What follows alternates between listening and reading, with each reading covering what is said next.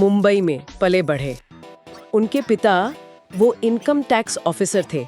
अच्छा। पर हाँ, उन्हें शेयर बाजार में दिलचस्पी थी और घर पे बातें होती थी इसकी। स्रोत बताता है कि राकेश बचपन में रेडियो पर शेयर बाजार की खबरें सुनते थे और सोचते थे कि भाई ये कंपनियों के दाम रोज ऊपर नीचे कैसे होते हैं। ये एक आम सी लगने वाली जिज्ञासा। हाँ, पर शायद यही उनकी पहली सीढ़ी थी। अखबार पढ़ना, जानकारी हासिल करना, ये दिखाता है कि इंटरेस्ट सिर्फ ऊपर ऊपर का नहीं था, गहरा था।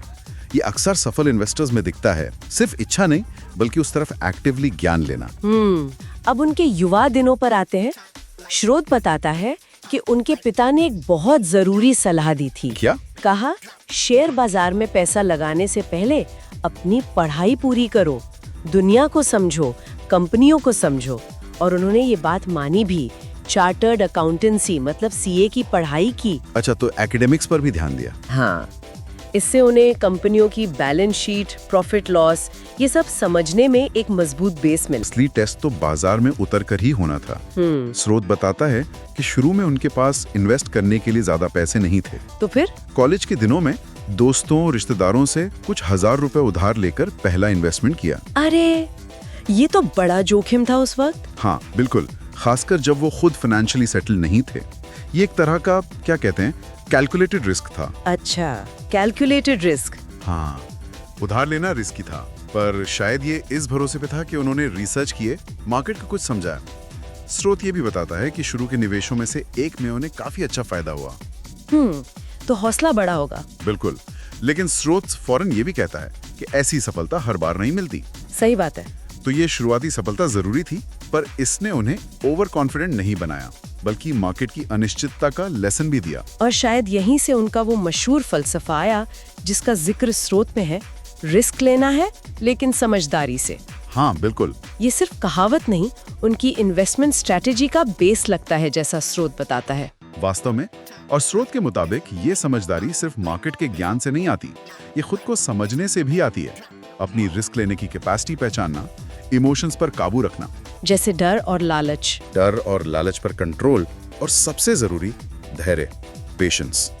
स्रोत कहता है कि बाजार में उतार चढ़ाव तो आएगा ही, वो तो स्वाभाविक है। और जो लोग घबराकर या लालच में आकर जल्दी फैसले लेते हैं, वो अक्सर नुकसान उठाते हैं। तो ये समझदारी वाला जोखिम असल में ज्ञान, सेल्फ कंट्रोल और धैर्य का मिक्सचर है। यहाँ स्रोत एक बहुत ही सुंदर मेटाफर, एक रूपक इस्तेमाल करता है। हाँ। जो राकेश झुनझुनवाला अक्सर इस्तेमाल करते थे, पैसे की तुलना खेत से। अच्छा, कैसे? स्रोत इसे समझाता है, पैसा एक बीज की तरह है। अगर उसे सही जमीन मतलब अच्छी कंपनी या इन्वेस्टमेंट में सही टाइम पर बोते हैं और फिर सब्र से उसकी देखभाल करते हैं, उसे बढ़ने का टाइम देते हैं, तो वो एक दिन फलदार पेड़ बन सकता है। मतलब पैसा कई गुना बढ़ सकता है। वाह। लेकिन अगर आप बेसब्र होकर बीज ही खा जाएं, मतलब पैसा खर्च कर दें या कच्चा फल तोड़ लें, जल्दी इन्वेस्टमेंट बेच दें, तो क्या मिलेगा?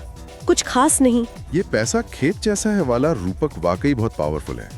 ये इन्वेस्टमेंट के पूरे प्रोसेस को रिसर्च, सही जमीन, निवेश, बीज बोना, धैर्य, देखभाल और इंतजार, और फिर प्रॉफिट, फसल काटना बड़े आसान तरीके से समझा देता है।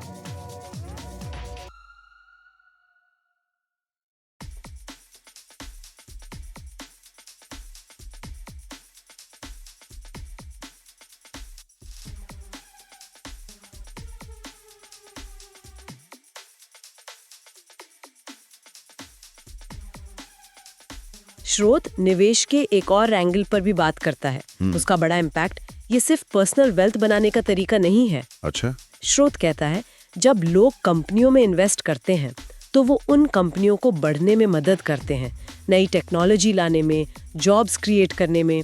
आज हम जो भी सुविधाएं यूज करते हैं, स्मार्टफोन, इंटरनेट, नई दवाइयाँ, ये सब कहीं ना कहीं किसी के इन्वेस्टमेंट का ही नतीजा है। अगर इन्वेस्टमेंट रुके तो शायद तरक्की की रफ्तार भी धीमी हो जाए। ये एक जरूरी पर्सपेक्टिव है। ये इन्वेस्टमेंट को सिर्फ पर्सनल फायदे से ऊपर उठाकर देखता है, उसे सोशल और इकोनॉमिक डेवलपमेंट से जोड़ता है। सही। स्रोत ये बताने की कोशिश कर रहा है कि एक इन्वेस्टर सिर्फ अपने लिए नहीं बल्कि इनडायरेक्टली इकोनॉमी के विकास में भी मदद करता है। ये सोच शायद इन्वेस्टमेंट को एक जिम्मेदार काम की तरह देखने को मोटिवेट करती है। मतलब आपका पैसा जब काम पे लगता है तो तो वो सिर्फ आपके लिए नहीं, समाज के लिए भी कुछ वैल्यू बना सकता है। समय के साथ राकेश झुनझुनवाला भारतीय शेयर बाजार का एक बहुत बड़ा नाम बन गए। बिग बुल का टाइटल मिला, उनकी सक्सेस स्टोरीज मशहूर हुई, वो करोड़पति से अरबपति बने। हाँ, उनकी कहानी तो लेजेंडरी है। लेकिन स्रोत इस बात पर खास जोर देता है कि इतनी दौलत के बाद भी पैसे को लेकर उनका नजरिया बहुत क्लियर और मतलब डाउन टू अर्थ था। स्रोत उनका एक बहुत जरूरी कोट बताता है, पैसा जरूरी है लेकिन ये सब कुछ नहीं है। पैसा साधन है, साध्य नहीं। असली खुशी रिश्तों में है, हेल्थ में है, सीखने में है और दूसरों के साथ बांटने में है। ये फिलॉसफी पैसा साधन है, लक्ष्य नहीं, ये उनके जीवन का एक जरूरी मैसेज है, जैसा स्रोत दिखाता है। ये फाइनेंशियल सक्सेस को ह्यूमन वैल्यूज और ओवरऑल क्वालिटी ऑफ लाइफ से जोड़ता है। हाँ, कि पैसा जीवन को बेहतर बनाने का एक टूल हो सकता है, पर उसे ही जीवन का मकसद मान लेना शायद ठीक नहीं। दोस्तों, क्या आप मुश्किल समय में टिके रहने की ताकत देता है और समझदारी भरे जोखिम की। आंख बंद करके नहीं, आंखें खोलकर आगे बढ़ना। जानकारी और चित्र, स्रोत, विकिपीडिया। ऐसी ही रोचक वास्तविक जीवन की कहानियों के लिए कृपया हमारे चैनल पर जाएं और साझा करें।